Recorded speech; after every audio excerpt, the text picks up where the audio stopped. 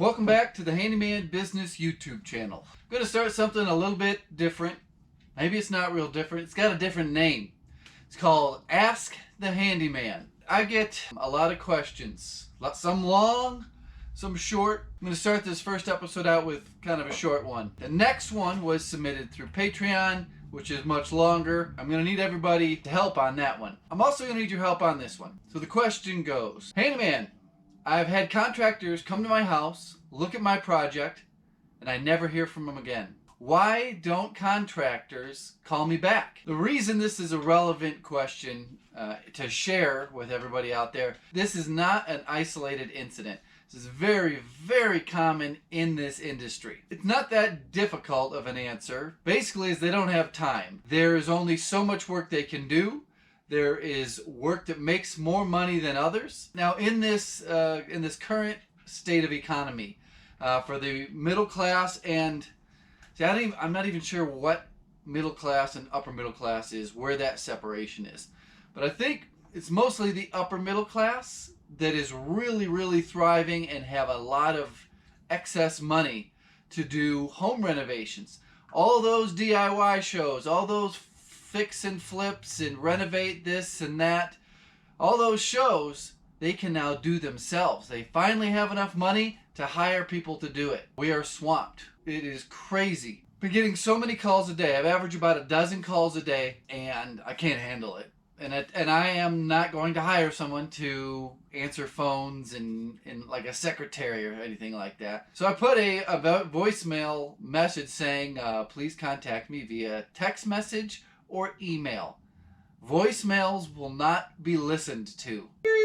Probably not good if you're looking to expand and grow your business with employees and things of that nature. But I'm self-employed. I'm staying self-employed. So the only way to get in touch with me now is through email or text message. Back to the reason why these guys are not calling you back. They don't have time. So someone is going to get on that chopping block. They didn't go into detail about what their project was, but they're on the chopping block. It's just not that good to do that if you are self-employed or have a business as a contractor. They didn't say that these were home maintenance or a handyman type project, or if it was a full-on remodel. It doesn't matter. It's very common amongst all home improvement. There are things that us as remodel contractors, maintenance men, home improvement specialists, or if you call yourself a handyman, that's all the same. You have to get more hours in your day. And the admin portion of what we do is not what we like to do. The reason I'm in this business is because I don't want to sit in front of a desk. I don't like staring at a computer screen, typing up invoices, typing up estimates. I don't want that job. That's part of the reason I have slowed down on making YouTube videos, as I was spending hundreds of hours a month in front of a dang computer screen clicking a mouse. As a general rule of thumb, most contractors and home improvement people hate admin, and they're not good at it. They're not very organized. They've got papers everywhere. They got notebooks everywhere. Business cards coming out their ears. I've recommended a specific phone app in multiple places. It's called Market. It's spelt funny. I'll put it up here on the screen. It is a way to reduce the burden of your admin. Coming up right now, we have another admin stress that is starting to creep in. And that is, we're getting real close to tax season. That's another admin headache that people who do this work with their hands, they don't like. Where I see its highest value is with its customer relations, customer management, customer communication. You have to create weekly habits. It's hard to do a weekly habit. Daily habits. That's the best way to handle this stuff that you don't like to do, which for most of us is the administrative work. With the phone app, it's useless unless you force yourself to use it and to learn to use it and make a routine out of it. What's weird is most of us can check social media and be on social media when we go to bed, when we get up, when we go to kind of do the same thing with our business administration. And that would be sending out text messages. Most people are communicating via text message these days.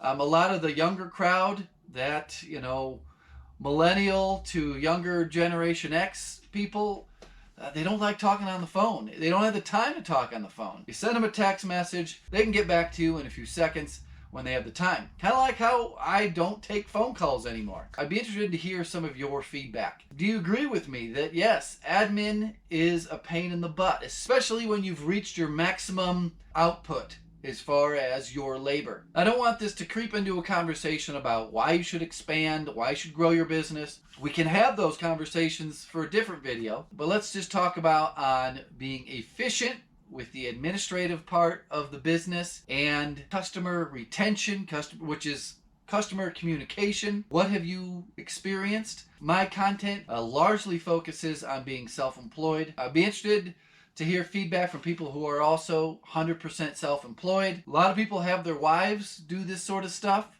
My wife is definitely not going to be doing this sort of stuff. She has her own career and is not going to be my secretary. Merchandise is still up for sale. I like this one. I think some of you saw how I was going through the design process of this in a live stream.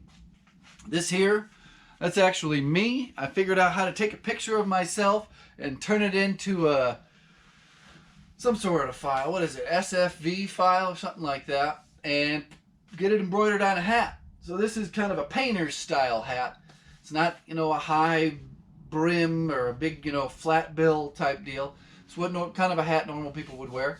It runs a little bit small, so if you have like a ponytail that you shove up into the top of your hat, this hat probably won't work for you.